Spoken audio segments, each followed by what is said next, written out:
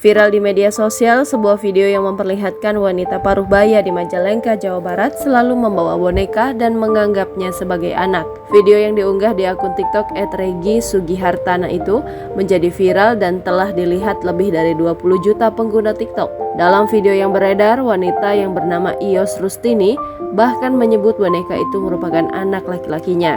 Saat ditanya mengenai keberadaan sang suami, Ios mengaku suaminya telah meninggal dunia. Pemilik akun TikTok itu kemudian mencoba masuk ke dalam rumah wanita tersebut dengan seizin Ios. Kondisi dalam rumah Ios itu terlihat memprihatinkan dan terkesan usang. Bahkan Ios sehari-hari hidup tanpa listrik. Berdasarkan informasi dalam video tersebut, sehari-hari Ios tinggal sendirian di rumah itu. Usut punya usut, wanita tersebut ternyata mengalami gangguan jiwa sejak lama.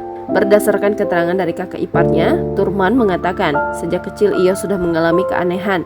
Hal ini bermula saat Ios masih berusia 3 tahun, pernah sakit panas. Usai sakit panas, Turman mengungkapkan adik iparnya itu mengalami keanehan dalam bersikap. Turman mengungkapkan saat semakin parah, adiknya itu terlihat selalu membawa boneka kemana-mana sejak 5 tahun terakhir.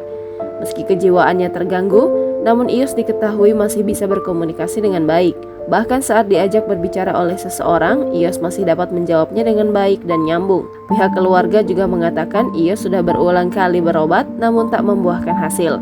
Untuk itu pihak keluarga juga tak mengetahui secara pasti penyakit apa yang diderita Ios.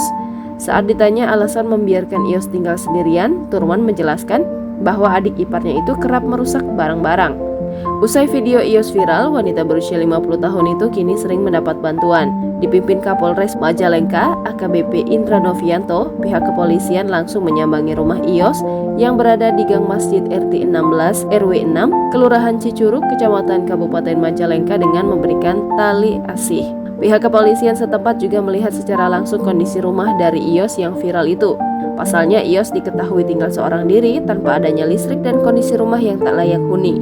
Tak hanya itu, dalam waktu dekat perwira berpangkat 2 melati itu juga akan memberikan perhatian lebih kepada rumah Ios.